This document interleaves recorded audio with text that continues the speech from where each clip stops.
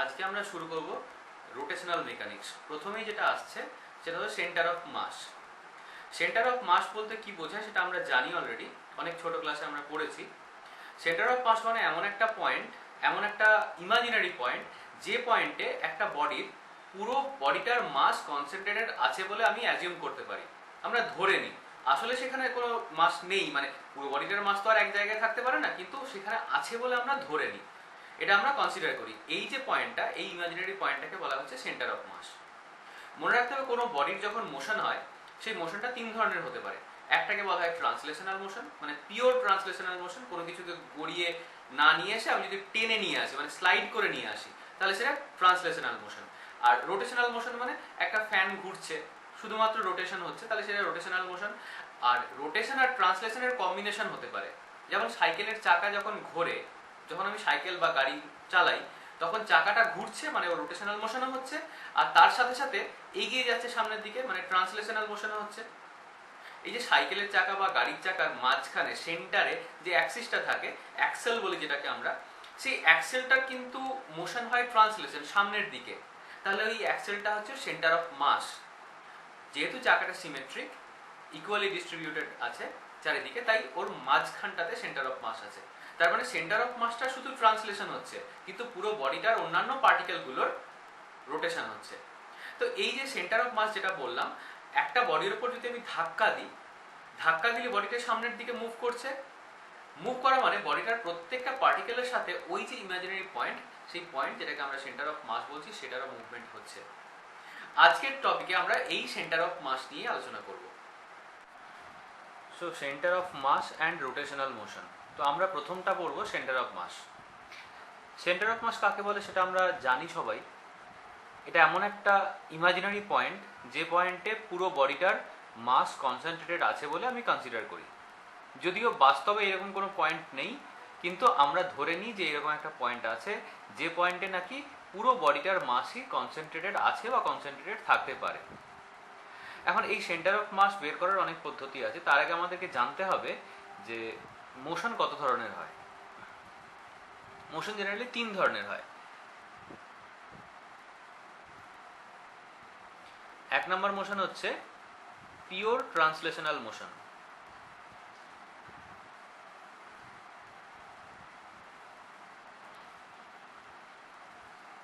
Pure translational motion. Second হলো pure rotational motion.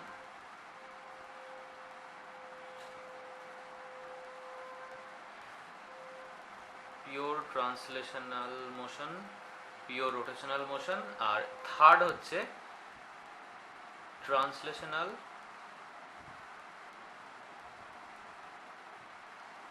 Plus rotational motion. মানে যদি একটা বডি এইরকম একটা স্লোপ,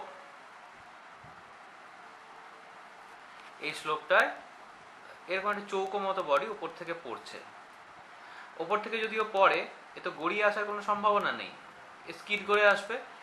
এর যে মোশনটা সেটা হবে পিওর ট্রান্সলেশনাল মোশন, প্রথমেরটা।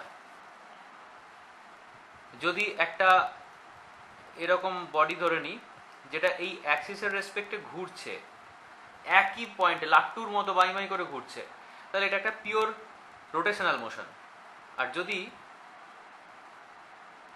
এরকম একটা স্লোপের মধ্যে একটা চাকাকে আমি বা এরকম রোলারকে ওপর থেকে ফেলে দিই, তাহলে রোলারটার রোটেশন তো হচ্ছেই, এদিকে রোটেশন তো হচ্ছেই, তার সাথে ওর ট্রান্সলেশনও হচ্ছে, ওর সেন্টার অফ মাসটা সামনের দিকে এগিয়ে আসছে। তাহলে এটা একটা মিক্সড মোশন, রোটেশন আর ট্রান্সলেশন দুটোই আছে। তাহলে আমরা দেখলাম মোশন তিন ধরনের হতে পারে। একটা হলো পিওর ট্রান্সলেশনাল মোশন, প্রথম ছবিটা। সেকেন্ডটা হচ্ছে পিওর রোটেশনাল মোশন। আর থার্ডেরটা combination of translation and rotation. Centre of mass বলতে আমরা কি বুঝি? সেন্টার অফ মাসকে আমরা এভাবে ডিফাইন করতে পারি। we may define center of mass of a body or a system of bodies as a point at which the entire mass of a body or system is supposed to be concentrated. মনে রাখতে হবে শুধু বডিরই centre of মাস নয়, একটা সিস্টেমেরও হতে পারে।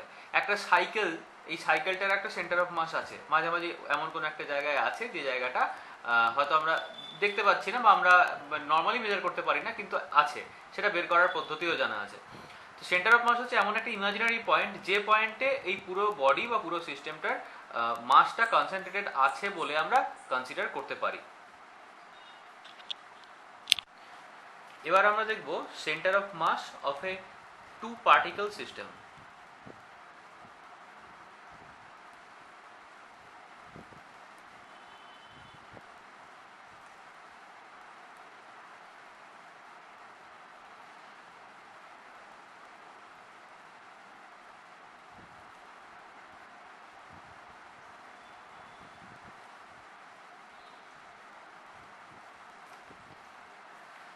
একটা সিস্টেমের মধ্যে দুটো পার্টিকেল আছে, সেই দুটো পার্টিকেল নিয়ে একটা সিস্টেম তৈরি হয়েছে, যেমন একটা ডাম্বেল। এই সিস্টেমটার সেন্টার অফ মাস বের করতে দিয়েছে। এখানে আমি দুটো পার্টিকেল কনসিডার করছি, এই দুটো হলো পার্টিকেল এ অ্যান্ড বি। এটা অরিজিন ও। যদি আমি এটাকে 3 ডাইমেনশনাল ধরি তাহলে এদিকেও একটা অ্যাক্সিস ধরবো। আচ্ছা, আমি যদিও এটা এথিক্যাল হবে না, তাও আমি ধরে নিচ্ছি এটা এক্স, এটা ওয়াই, এটা জেড। যদিও এইরকমভাবে ধরা হয় না, নিচে একটা এক্স ওয়াই জেড এভাবে ধরা উচিত। যাই হোক, আমি জেডটা আমার ধরার উদ্দেশ্য ছিল না, এক্স ওয়াই দিয়ে বোঝানোর উদ্দেশ্য ছিল, তাই এটা লিখলাম। এবারে ও এ যদি একটা লাইন দিয়ে আমি যুক্ত করি, তাহলে এই ও এটা হবে এ পয়েন্টের পজিশন ভেক্টর, ও বিটা হবে বি পয়েন্টের পজিশন ভেক্টর, আর এ আর বি এদের মাঝের যে এই লেন্থটা পাবো এটা হবে এই দুটোর মধ্যে ডিসপ্লেসমেন্ট ভেক্টর। এখন আমি ধরে নিচ্ছি যে এদের মাঝামাঝি কোনো একটা জায়গা সিতে এই পুরো এবি যে সিস্টেমটা, এ আর বি দুটো পার্টিকেল নিয়ে একটা সিস্টেম তৈরি হয়েছে, এই সিস্টেমটার সেন্টার অফ মাস আছে সিতে। তো ওই সেন্টার অফ মাসটার পজিশন ভেক্টর হলো আর।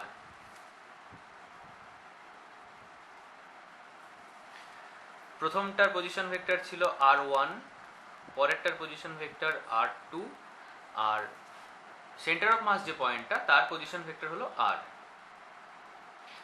ধরে নিচ্ছি এ পয়েন্টে যে পার্টিকেলটা আছে তার মাস m1, বি পয়েন্টে যে পার্টিকেলটা আছে তার মাস m2। আমি মাস জানতে পারলাম, পজিশন ভেক্টর জানতে পারলাম, এবার আমাদেরকে বের করতে হবে সেন্টার অফ মাস।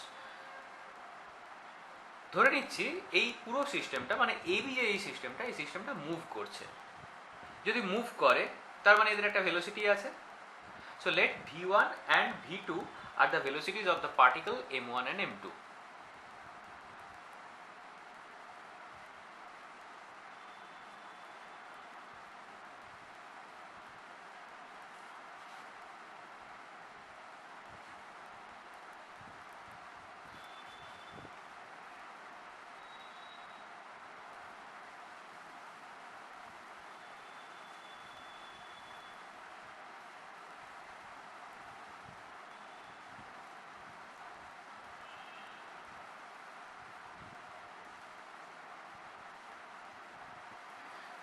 v1 আর v2 m1 m2 যে দুটো পার্টিকেল, সেই দুটো পার্টিকেলের ভেলোসিটিস।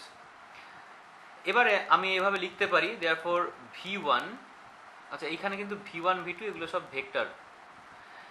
v1 can be written as d dt of position vector, মানে dr1 dt, বিকজ পার্টিকেলটা এ পয়েন্টে ছিল, এটা তো ভেলোসিটি নিয়ে মুভ করছে কোনো একটা সার্টেন ভেলোসিটি নিয়ে। তো এর অ্যাট এনি ইনস্ট্যান্ট ডিসপ্লেসমেন্ট যেটা, মানে অরিজিন থেকে যে ডিসপ্লেসমেন্ট ইনিশিয়াল যেটা, সেটা হলো r1, আর ডিসপ্লেসমেন্টকে টাইম দিয়ে ডিভাইড করলে আমি ভেলোসিটি পাই, তাই আমি ডেরিভেটিভ করছি d dt of r1। Similarly v2 কত, v2 হবে dr2 dt।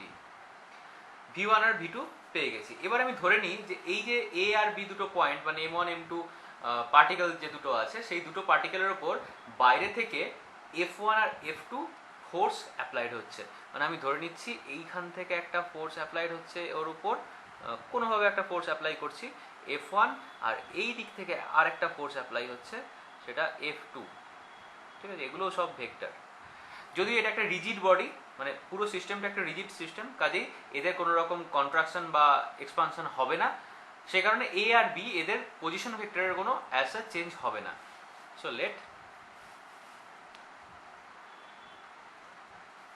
F1 and F2 are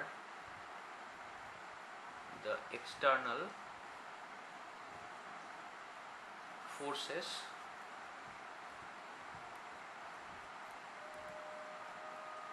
applied on M1 and M2 respectively। মানে F1 আর F2 external force but inward force, ভেতরের দিককার ফোর্স, এক্সটার্নাল ইনওয়ার্ড ফোর্স। আর আবার আরেকটা জিনিস ধরে নিই, এই যে এ পার্টিকেলটা আছে, এ পার্টিকেলটার ওপর, এ পার্টিকেলটা মানে কি M1 মাসওয়ালা যে পার্টিকেলটা আছে তার ওপর, মানে তাকে একটা জিনিস এক্সাম্পল দেখাই। সাপোজ এই পেনটাকে আমি বাইরের থেকে ফোর্স দিচ্ছি দুটো আঙুল দিয়ে, এটা কি ছোট হয়ে যাচ্ছে? হচ্ছে না। কেন ছোট হচ্ছে না? বিকজ এর ভেতরে যে পার্টিকেলসগুলো আছে তারা বাইরের দিকে ফোর্স দিয়ে ওটাকে সেম লেন্থে রেখে দিচ্ছে, মানে আমি যতটা ফোর্স দিচ্ছি আমার উল্টো দিকে রিয়াকশন ফোর্সও ততটা আসছে।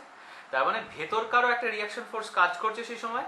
সেটা যদি দুটো পার্টিকেল সিস্টেম হয় তাহলে এদিকে একটা পার্টিকেল, এদিকে একটা পার্টিকেল। তাহলে যখন আমি এইদিকে লেফট সাইডের ফোর্সটার কথা ভাবছি তখন রাইট পার্টিকেলটা লেফট পার্টিকেলকে ফোর্স দিচ্ছে। মানে এখানে আমি একটা ছোট্ট করে দেখাচ্ছি, এখানে দুটো পার্টিকেল নিয়ে একটা সিস্টেম তৈরি হচ্ছে, এটা এ আর এটা বি। যখন আমি এইখানে F1 ফোর্স অ্যাপ্লাই করছি, এখানে যখন আমি F1 ফোর্স অ্যাপ্লাই করছি তখন এই এ পয়েন্টটাকে ইন্ট্যাক্ট রাখার জন্য বি পয়েন্ট, মানে বি যে মাসটা আছে সেই মাসটা একে ফোর্স দেবে বাইরের দিকে, এটা হচ্ছে F12, যাতে করে এ পয়েন্টে সরে না আসে, মানে রিয়াকশন ফোর্স আর অ্যাপ্লাইড ফোর্স যেন সমান হয়ে যায়। সিমিলারলি যখন এই দিককার ফোর্সের কথা আমি ভাববো F2, তখন এই বি পয়েন্টটাকে ইন্ট্যাক্ট রাখার জন্য এ পয়েন্টটা এদিকে একটা ফোর্স দেবে, সেটা F21 ধরে নিচ্ছি। তার মানে এই F12 বা F21টা হচ্ছে ইন্টারনাল ফোর্স, F1 যদি ধরি internal force on first particle due to second particle, আর F21টা internal force on second particle due to first particle. কেন এগুলো অ্যাপ্লাইড হচ্ছে? বিকজ এদের শেপ, সাইজ বা লেন্থটাকে একই রাখার জন্য। And F12 internal force on M1 due to M2 আর F21 internal force on M2, প্রথমটা হচ্ছে internal force on M1 due to M2 আর পরেরটা internal force on M2 due to M1। তাহলে এই সব মানে চারটে ফোর্স একসাথে কাজ করছে। এবার লিনিয়ার মোমেন্টাম এর যে ফর্মুলাটা আমরা জানি, লিনিয়ার মোমেন্টাম মানে product of mass and velocity. তাহলে ফার্স্ট যে পার্টিকেলটা আছে দ্যাট ইজ M1, এর লিনিয়ার মোমেন্টাম কত হবে? দেয়ারফোর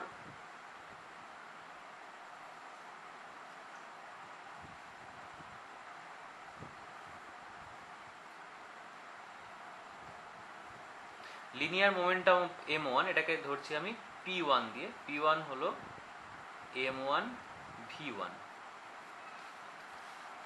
ওকে। আর V1 মানে আমি এটাকে এভাবে লিখতে পারি M1 dR1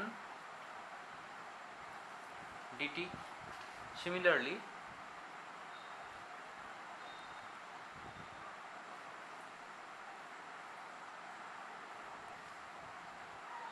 linear momentum of M2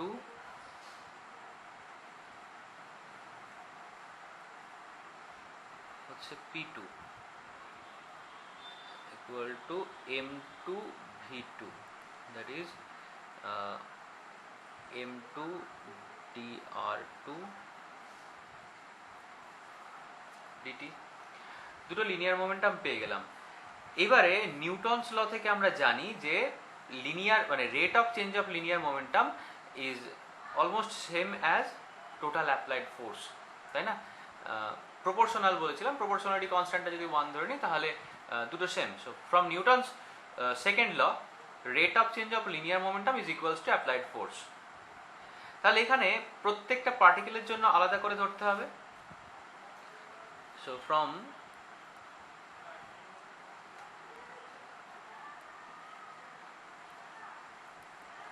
Newton's second law of motion দুটো আলাদা আলাদা করে বের করি। D p1 dt equal to, এটা হচ্ছে ফার্স্ট পার্টিকেল মানে m1 এর জন্য। তাহলে m1 এর উপর নেট ফোর্স কত? দুটো ফোর্স পড়ছে, একটা এক্সটার্নাল f1 আর একটা ইন্টারনাল f12 অ্যান্ড dp2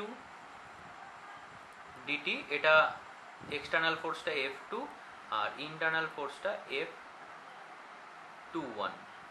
ঠিক আছে, এই হলো পুরোটা, মানে মোমেন্টামের চেঞ্জগুলো নিয়ে আমি বের করলাম।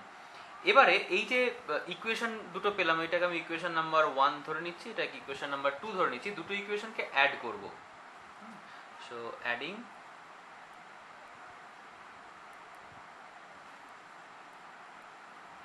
one and 2, we get dp1 dt plus dp2 dt equal to f1 plus f12 plus f2 plus f21, চারটেই পেলাম। এবারে লেফট সাইডে ওই পিটাকে এম ভিতে যদি ভেঙে দিই, তাহলে এটা হচ্ছে D dt of m1 v1 plus ddt of m2 v2 equal to, দুটো ফোর্সকে আলাদা করে লিখি, f1 plus f2 plus f12 plus f21। এখন এই f12 আর f21 এই দুটো ফোর্স ইকুয়াল অ্যান্ড অপোজিট। যদি তা না হতো, ভেতরের ফোর্সটা যদি কোনো একটা বেশি হয়ে যেত, তাহলে তো লেন্থ বাড়তে শুরু করতো। একটা রড, সেই রডের দুটো প্রান্তে বা দুটো এন্ডে যে ইন্টারনাল ফোর্সটা অ্যাপ্লাইড হচ্ছে, সেটার কোনো একটা যদি বেশি হতো, তাহলে একটা সাইডে তো লেন্থ বাড়তে শুরু করতো, তাই না? So now f12 equal to minus f21, therefore f12 plus f21 equal to 0। So এই ভ্যালুটা আমি ওখানে পুট করে দেবো, এই যে ইকুয়েশনটা আছে এটা পুট করে দেবো।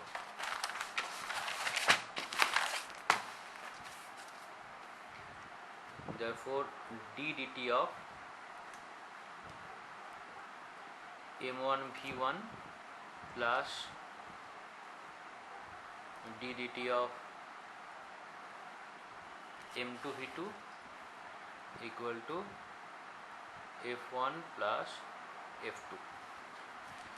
এই f1 plus f2 এগুলো তো এক্সটার্নাল ফোর্স, এই টোটালটাকে আমি f এক্সটার্নাল বলে ধরে নিচ্ছি, বিকজ এটা হচ্ছে সাম of total external forces.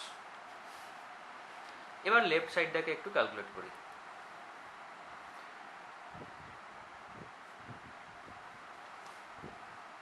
ddt of, দুটো দিকে ddt কমন নিয়ে নিচ্ছি, ভেতরে প্রথমটাতে আছে m1 v1 plus m2 v2, so এই v1 এর বদলে লিখব dr1 dt plus m2 into dr2 dt equal to f external। so d dt of, এখানে m-টাকে আমি ডেরিভেটিভের ভেতরে ঢুকিয়ে দিচ্ছি, m1 r1 plus d dt of m2 r2 it is equal to f external। এখন বাইরে যেহেতু দুটো একটা ডেরিভেটিভ আছে আর এই দুটো ডেরিভেটিভকে যদি আবার কমন নিয়ে নিই তাহলে ডবল ডেরিভেটিভ হয়ে যাবে। সো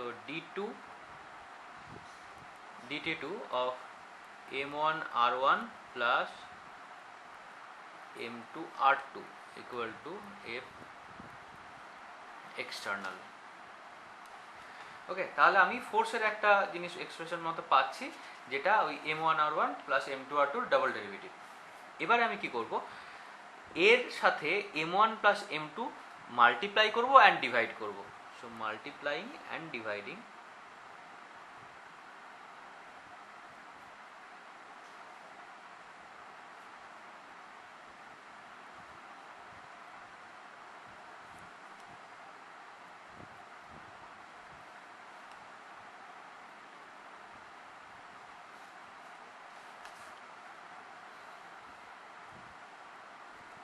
m1 প্লাস m2 প্রথমে মাল্টিপ্লাই করছি, তারপরে dt2 m1 r1 plus m2 r2 divided by m1 plus m2 equal to f external. So এখন আমি একটা জিনিস বুঝতে পারছি যে ফোর্স মানে আমরা জানি মাস ইন্টু অ্যাক্সিলারেশন। তো এই m1 প্লাস m2টা হচ্ছে total mass of the system, because এটা একটা টু পার্টিকেল সিস্টেম ছিল। তাহলে সেকেন্ড এই পার্টটা নিশ্চয়ই অ্যাক্সিলারেশনকে ডিনোট করছে। আর আমরা জানি যে অ্যাক্সিলারেশন মানে, একটু সাইডে লিখে দেখিয়ে দিচ্ছি, অ্যাক্সিলারেশন মানে d2r বাই dt2, এটা আমরা জানি। ডিসপ্লেসমেন্টের ডাবল ডেরিভেটিভ মানে অ্যাক্সিলারেশন। তাহলে এই যে পার্টটা ডাবল ডেরিভেটিভের ভেতরে যে পার্টটা আছে এইটা নিশ্চয়ই কোনো একটা ডিসপ্লেসমেন্টকে ডিনোট করছে। এটাই হচ্ছে সেই m1 plus m2 into dt2 of r, মানে যেটা আমরা সেন্টার অফ মাসের পজিশন ভেক্টর ধরেছিলাম, f এক্সটার্নালের সাথে সমান। মাস ইন্টু অ্যাক্সিলারেশন হয়ে গেল। দেয়ারফর আমরা কি ধরলাম, r equal to m1 r1 plus m2 r2 by m1 plus m2। এই হলো আমাদের r এর, মানে r অফ cm ধরে নিচ্ছে সেন্টার অফ মাসের পজিশন ভেক্টর। এটাই হচ্ছে আমাদের main expression.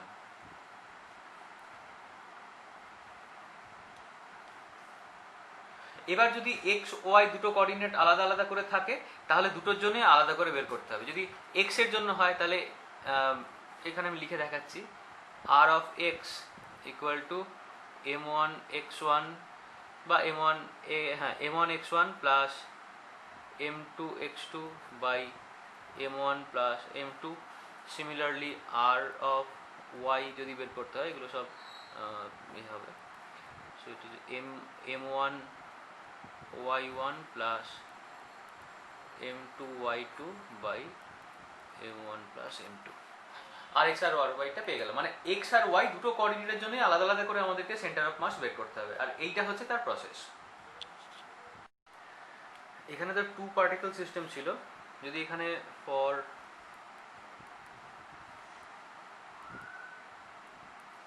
n number of particles, যদি n নাম্বার অফ পার্টিকলস থাকে তাহলে সেক্ষেত্রে কি হবে, তাহলে r এর ভ্যালুটা দাঁড়াবে r equal to m1 r1 plus m2 r2 plus m3 r3, এইভাবে চলতে থাকবে plus up to mn rn অবধি। আর নিচে ডিভাইড হবে কি m1 plus m2 plus m3 up to mn। এর নাম্বার অফ পার্টিকলস হলে এই জিনিসটা হয়। এটাকে যদি আমি সামেশন দিয়ে লিখি, তার মানে এভাবে লেখা যেতে পারে summation over i equal to 1 to n mi ri divided by summation over I equal to 1 to n mi। এবার এই সামেশন ওভার, আর এটাকেও আমি একটা ফর্মুলা হিসেবে ধরতে পারি, বা এই যে নিচের যে টার্মটা summation over i equals to 1 to n mi, এটা মানে তো total mass of the system, 1 থেকে n অবধি যতগুলো মাস আছে সবগুলো যদি অ্যাড করে দিই, that will be the total mass of the system. তারপরে এটাকে লিখতে পারি 1/m sum over i equal to 1 to n mi ri। এগুলো সব ভেক্টর, এটাও ভেক্টর আর এটাও ভেক্টর। সো এটা হলো n নাম্বার অফ পার্টিকেলস যদি হয় তখন সেক্ষেত্রে centre of mass of position vector of centre of মাসের এক্সপ্রেশন। কিন্তু এখানে একটা মুশকিল আছে কি, যে এই যে এক্সপ্রেশনটা আমি পেলাম সেটা ইন্ডিভিজুয়াল পার্টিকেলকে কাউন্ট করার কথা বলেছে। এখন একটা রিজিড বডির মধ্যে যদি অনেক পার্টিকেল থাকে, রিজিড বডির মধ্যে তো অনেক না, মানে N number of particles, infinite number of particles থাকে, যদিও ইনফাইনাইট বলে কিছু হয় না, কিন্তু এমন সংখ্যাটা যেটা অনেক, আমাদের পক্ষে গুণে শেষ করা সম্ভব না। প্রত্যেকটা পার্টিকেলের ক্ষেত্রে তো আমরা ওই মাস পজিশন ভেক্টর বের করতে পারবো না। তাই সেক্ষেত্রে যদি ওই দুটো পার্টিকেলের মধ্যে ডিস্টেন্স খুব কম হয় তাহলে সেটাকে আমি একটা কন্টিনিউয়াস ডিস্ট্রিবিউশন হিসেবে ধরতে পারি। আর যদি সেই কন্টিনিউয়াস ডিস্ট্রিবিউশন হয় তাহলে এই যে জিনিসটা আছে, এই জিনিসটা যদি ধর একটা কোঅর্ডিনেট সিস্টেম, সাপোজ একটু লিখে দেখাচ্ছি, সাপোজ ith particle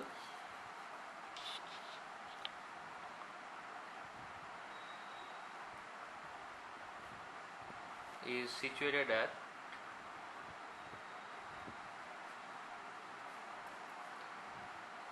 একটা coordinate system xi yi zi তে আছে। এই পয়েন্টে xi yi zi পয়েন্টে ith পার্টিকেলটা আছে। যদি এমনটা হয়, সাপোজ এটা, হ্যাঁ, যদি এই রকম থাকে তাহলে আমি প্রত্যেকটা মানে তিনটে এক্স ওয়াই জেড তিনটের জন্য সেন্টার অফ মাসের এক্সপ্রেশন এভাবে বের করতে পারি যে r x equal to 1/m sum over i equal to 1 to n। এখানে মাসের চেঞ্জ একটা বলা আছে, যেহেতু প্রত্যেকটা মাস ইন্ডিভিজুয়াল আছে তাই এটাকে আমি delta m i into x i ধরে নিচ্ছি। আর y equal to 1/m sum over I equal to 1 to n delta mi yi, and third one is r z হচ্ছে 1/m sum over I equal to 1 to n delta mi into zi। But এটা হচ্ছে individual particle মেজারমেন্টের জন্য valid. কিন্তু যদি ওই খুব close particle হয়, মানে দুটো পার্টিকেলের মধ্যে ডিস্টেন্সটা যদি খুব ছোট হয়, তাহলে সেক্ষেত্রে আমি এটা কন্টিনিউয়াস ডিস্ট্রিবিউশন হিসেবে ধরতে পারি। তো সেই জন্য আমি এই যে জিনিসগুলো, মানে এই যে সেকেন্ড পার্টটা, এগুলোকে এভাবে লিখতে পারি, নাও ফর কন্টিনিউয়াস ডিস্ট্রিবিউশন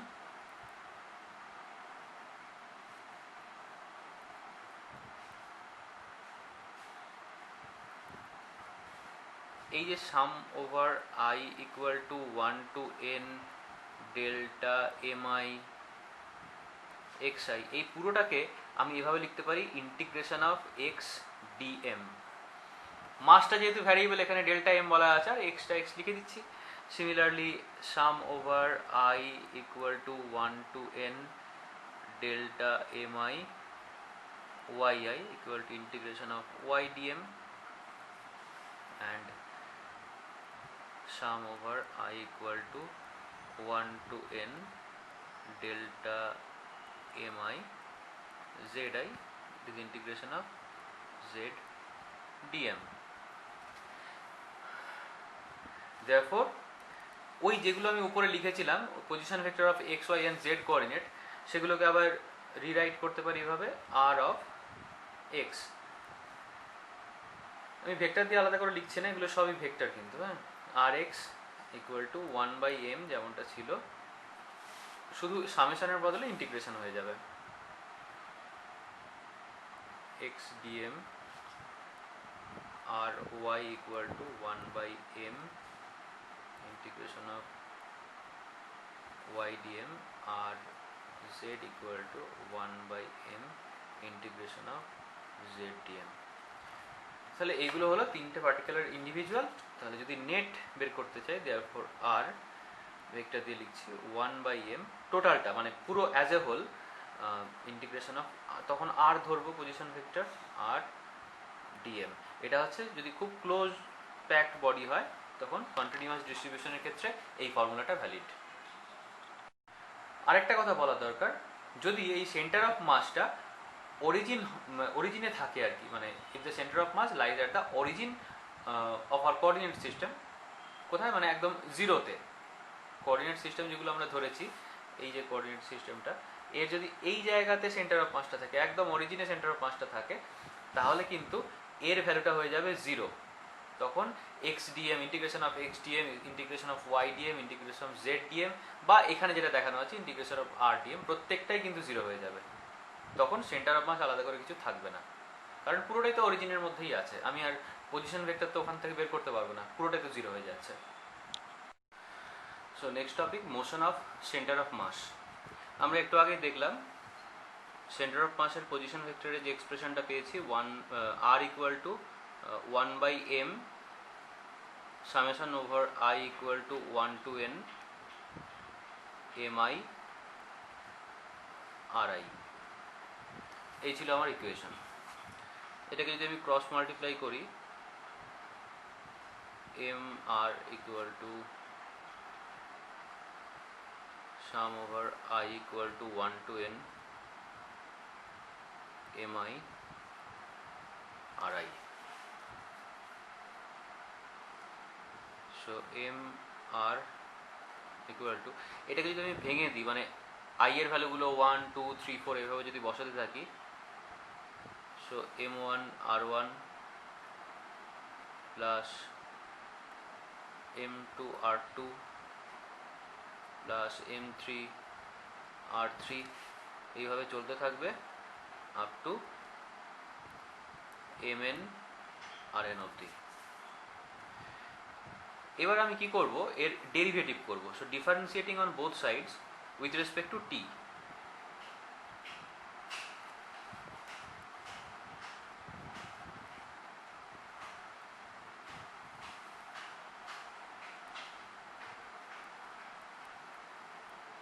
টাইমের রেসপেক্টে যদি আমি ডিফারেন্সিয়েট করি বোথ সাইডে, তাহলে এই দিকে যেটা লেফটে আছে, এটা এমটা তো কনস্ট্যান্ট, তাহলে থাকবে m dr dt equal to m1 dr1 dt plus m2 dr2 dt plus m3 dr3 dt, এইভাবে চলতে চলতে up to mn drn dt অবধি যাবে। এবার আমরা জানি টাইম ডেরিভেটিভ অফ ডিসপ্লেসমেন্ট মানে ভেলোসিটি, dr dt মানে ভেলোসিটি। সো এটাকে আমি লিখব m v, capital V, equal to m1, এটা small v, m1 v1 plus m2 v2, এগুলো সব small v, plus m3 v3 plus dot dot up to mn vn। এই mv মানে কি? mv মানে momentum, product of mass and velocity. So আমি এটাকে লিখতে পারি p দিয়ে, মানে মোমেন্টামকে আমরা যেটা যে সিম্বল দিয়ে ডিনোট করি p। So total momentum p equal to individual পার্টিকেলসগুলোর momentum m1 v1 plus m2 v2 plus m3 v3 plus up to mn vn। মানে এখানে দেখ টোটাল মোমেন্টামটা কনজার্ভ। তাহলে এই যে ইকুয়েশনটা, এটাকে যদি আমি ইকুয়েশন নাম্বার 1 ধরে নিই, সো ইকুয়েশন নাম্বার 1, এই যে ইকুয়েশনটা আমি পেলাম সেটা ডিনোট করছে মোমেন্টাম কনজারভেশন লকে। So this equation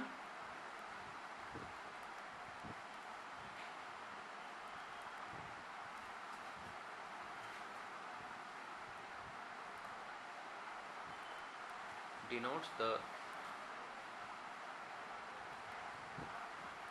law of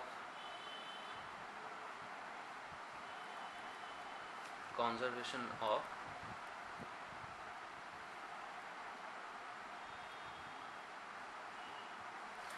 linear momentum। এবারে এটা তো একটা হলো, মানে এইটুকুও প্রুভ করতে দিতে পারে যে মোমেন্ট মাস মানে সেন্টার অফ মাসের ক্ষেত্রে অ্যাকচুয়ালি এটা কি বোঝাচ্ছে একটু বলে দিই। এখানে প্রত্যেকটা ইন্ডিভিজুয়াল পার্টিকেলের মোমেন্টামের সাম দেওয়া আছে, আর এই যে পিটা এটা হলো পুরো বডিটার সেন্টার অফ মাসের রেসপেক্টে লিনিয়ার মোমেন্টাম। তাহলে একটা বডির সেন্টার অফ মাসের রেসপেক্টে যে total linear momentum that is equal to the sum of the total মানে ইন্ডিভিজুয়াল পার্টিকেলগুলোর যে লিনিয়ার মোমেন্টাম তাদের সাম, তো sum of the individual particles linear momentum. তার মানে একটা বডি যখন মুভ করছে with respect to it centre of mass, যখন আমি সেন্টার অফ মাস দিয়ে কনসিডার করছি, তখন সেন্টার অফ মাসের রেসপেক্টে যদি আমি মোমেন্টাম বের করতে পারি that will be the sum of all linear momentums associated with each and every particles। এবার এই যে উপরের ইকুয়েশনটি ছিল mv, এইটাকে এটার থেকে আমি একটু প্রসিড করছি, মানে mv এই ইকুয়েশনটাকে আমি ফার্দার ডিফারেন্সিয়েট করছি, এটাকে again differentiating with respect to t, ওটাকে আবার টাইমের রেসপেক্টে ডিফারেন্সিয়েট করব। তাহলে mটা কনস্ট্যান্ট, কি পাবো m dv dt equal to m1 dv1 dt plus m2 dv2 dt plus m3 dv3 dt plus dot dot up to mn dvn dt। এবার ডিভিডিটি মানে কি অ্যাক্সিলারেশন, সো আমি এটাকে লিখতে পারি m, এটাকে আমি অ্যাক্সিলারেশনটাকে ক্যাপিটাল A হিসেবে ধরছি। সো ক্যাপিটাল A মানে acceleration with respect to its centre of mass equal to m1 a1 plus m2 a2 plus m3 a3 plus mn an। তাহলে এই এম এ যেটা মানে ওর পুরো সেন্টার অফ মাসের রেসপেক্টে যে ফোর্স মানে অ্যাক্সিলারেশনটা হচ্ছে, এম এ মানে কি মাস ইনটু অ্যাক্সিলারেশন মানে ফোর্স, তাহলে ওর সেন্টার অফ মাসের রেসপেক্টে যে ফোর্সটা আমি পাচ্ছি সেই ফোর্সটা কি ইন্ডিভিজুয়াল পার্টিকেল যেগুলো আছে তার ইন্ডিভিজুয়াল ফোর্সগুলোর সাম। তার মানে আমি এটাকে ভেবে লিখতে পারি এই যে এম এ এটা কি ফোর্স, তো তাহলে force total force F equal to এই ফোর্সটা f1 plus f2 plus f3 plus dot dot dot fn, মানে ইন্ডিভিজুয়াল ফোর্সগুলো সাম করলে আমি টোটাল ফোর্সটা পাবো। তার মানে আমি যদি বাইরে থেকে কোনো পার্টিকেলকে ঠেলি, ও যদি সেন্টার অফ মাসের রেসপেক্টে মুভ করতে থাকে, তাহলে এই যে ফোর্সটা আমি অ্যাপ্লাই করছি সেই ফোর্সটা কিন্তু প্রত্যেকটা পার্টিকেলে অ্যাপ্লাইড হচ্ছে, এবং সেই প্রত্যেকটা পার্টিকেলের ইন্ডিভিজুয়াল ফোর্সের সামটা হচ্ছে net sum with respect to its centre of mass. Centre of মাসের কিছু ইয়ে আছে, মানে কিছু এক্সাম্পল দিয়ে আমি বোঝাতে পারি। সাপোজ আমি একটা ফ্লোরের মধ্যে বসে আছি, এই ফ্লোরটা ফ্রিকশনলেস ফ্লোর।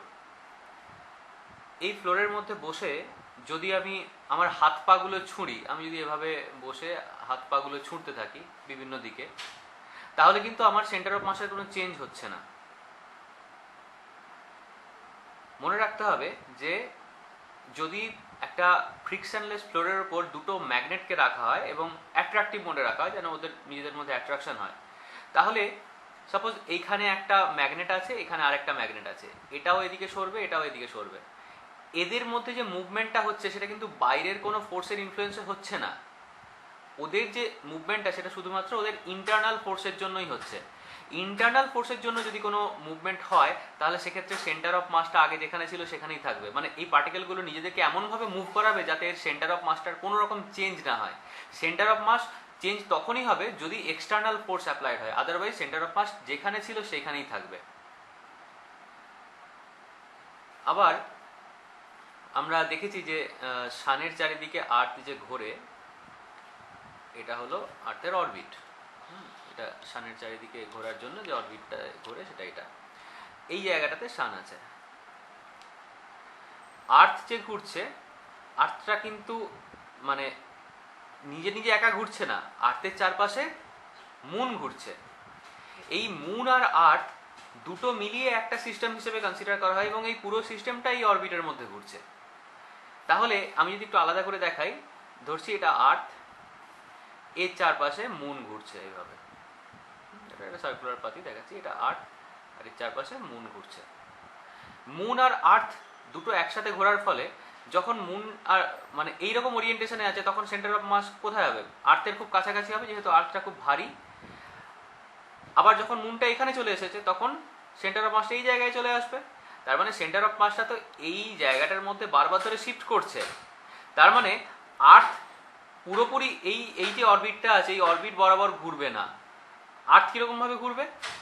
এই যে পুরো সার্কেলটা আমি দেখতে পাচ্ছি, যেখানে একদিকে আর্থ আছে, অন্যদিকে মুন আছে, এমনভাবে ঘুরবে যাতে এদের সেন্টার অফ মাসটার কোনো চেঞ্জ না হয়। ধরলাম মুন যখন এখানে আছে, আর্থ যখন এখানে আছে, সেই সময় সেন্টার অফ মাস এই জায়গাটাতে, তাহলে ওরিয়েন্টেশনটা এরকম থাকবে। আবার মুন যখন চলে এসেছে নিচের দিকে, তখন আর্থটা একটুখানি উপরের দিকে উঠে যাবে, যাতে করে ওদের সেন্টার অফ মাসটা এখানটাতে থাকে। তার মানে আর্থ শুধুমাত্র এই লাইন বরাবরই ঘুরছে না, এই লাইন থেকে একবার উপরের দিকে উঠছে, একবার নিচের দিকে নামছে, মানে বারবার ধরে এই মুভমেন্টটা এরকম ওয়েভি মুভমেন্ট হচ্ছে, একদম এই লাইন বরাবর মুভমেন্ট হচ্ছে না। এমনভাবে মুভ করবে যাতে মুন আর আর্থের যে সেন্টার অফ মাস সেটা যেন এই লাইন বরাবর ঘুরতে পারে, এটা অটোমেটিক্যালি অ্যাডজাস্টেড হয়। আবার আমরা যে কালী পুজোর সময় বোম ছুড়ি, হ্যাঁ, একটা বোম বা একটা ওই যে উপরের দিকে যে হাওয়াইগুলো ছোড়া হয়, শর্টস যেগুলো আমরা বলি, সেগুলো উপরের দিকে ছোড়া হচ্ছে। ধরলাম এখান থেকে একটা শর্টস উপরের দিকে ছুড়লাম, এখানে সেটা ফাটলো, ফাটার ফলে অনেকগুলো ফ্র্যাগমেন্টসে ভেঙে গেল। এবারে ধরলাম এখানে যখন বোমটা ফাটলো, তখন পুরোটাই বিভিন্ন ফ্র্যাগমেন্টসে ভেঙেছে। মনে রাখতে হবে যে এমনভাবে এই যে টুকরোগুলো এমনভাবে ছড়াবে যাতে ওর অরিজিনাল পাথের দিকে কোনো টুকরো না আসে। এটা ছিল ওর অরিজিনাল পাথ, প্রজেক্টাইল পাথ। এমনভাবে ফাটবে যাতে টুকরোগুলো সাইডে ছড়িয়ে যাবে, কিন্তু ছড়ানোর ফলেও এই যে ওর অরিজিনাল পাথ যদি না ফাটতো, তাহলে ও যে পাথে মুভ করতো সেই পাথে কোনো টুকরোই যাবে না। কেন যাবে না? বিকজ ওপরের দিকে একটা পার্টিকেল চলে গেছে। যদি এই দিকে কোনো পার্টিকেল ওই পাথে মুভ করতে থাকে, তাহলে তো সেন্টার অফ মাসটা উপরের দিকে চলে গেল। বোমটা যখন ফাটছে তখন তো ইন্টারনাল ফোর্সের জন্য ফাটছে, বাইরে থেকে তো কেউ ধাক্কা দিয়ে ফাটাচ্ছে না। ফলে ইন্টারনাল ফোর্সের জন্য যদি ফাটে, সেন্টার অফ মাসের কোনো পরিবর্তন হবে না, সেন্টার অফ মাসটা এই পাথেই মুভ করবে। এমনভাবে অ্যাডজাস্ট হবে সেই কারণে যাতে টুকরোগুলো চারিদিকে ছড়িয়ে যাওয়ার পরেও সেন্টার অফ মাসটা এই জায়গাটাই থাকে। তার মানে সেন্টার অফ মাস এই জায়গায় থাকার অর্থই হলো এটা যে পার্টিকেলগুলো দুদিকে ইকুয়ালি ছড়িয়ে যাবে ওদের মাস অনুযায়ী, কিন্তু ওই পাথ বরাবর কোনো পার্টিকেলই মুভ করবে না। রোটেশনাল মেকানিক্সের একদম প্রথমের দিকে এই সেন্টার অফ মাস যেটা আজকে আমরা শিখলাম, সেটা আমাদের পরের যে ডিরাইভেশনগুলো আছে সেগুলোতে একটা ইম্পর্টেন্ট রোল প্লে করবে। আর এই যে সেন্টার অফ মাস শিখলাম, এর সাথে যে নিউমেরিক্যালগুলো আছে সেগুলো আমাদেরকে করতে হবে। নিউমেরিক্যালগুলোর মধ্যে আমরা এই টপিকের মধ্যে ডিসকাস করলাম যে যখন আমরা সেন্টার অফ মাসের পজিশন ভেক্টর বের করবো, তখন কিন্তু এক্স আর ওয়াই এই দুটোকে আলাদা আলাদা করে বের করতে হবে। একটা বডির যখন আমরা এর পরবর্তীকালে মোমেন্ট অফ ইনার্শিয়া বের করবো, তখন আগে আমাদের দরকার সেন্টার অফ মাস, যার রেসপেক্টে আমি পুরো বডিটার ওই অ্যাক্সিস থেকে রোটেশনাল অ্যাক্সিস থেকে ডিস্টেন্সটা মেজার করবো। কাজে আজকের যে চ্যাপ্টারটা পড়া হলো সেটা রোটেশনাল মেকানিক্সের একদম বেসিক চ্যাপ্টার। এরপর মানে এর উপর ডিপেন্ড করছে বাকি ডিরাইভেশনগুলো। তাই এটার সম্পর্কে যদি আইডিয়াটা ক্লিয়ার না হয়, তাহলে ভবিষ্যতে প্রবলেম হতে পারে। তাহলে আজকে এতটাই থাক। পরের দিন আমরা এর পরের যে পার্টটা রোটেশনাল মেকানিক্সের next part plus moment of inertia সেটা স্টার্ট করবো।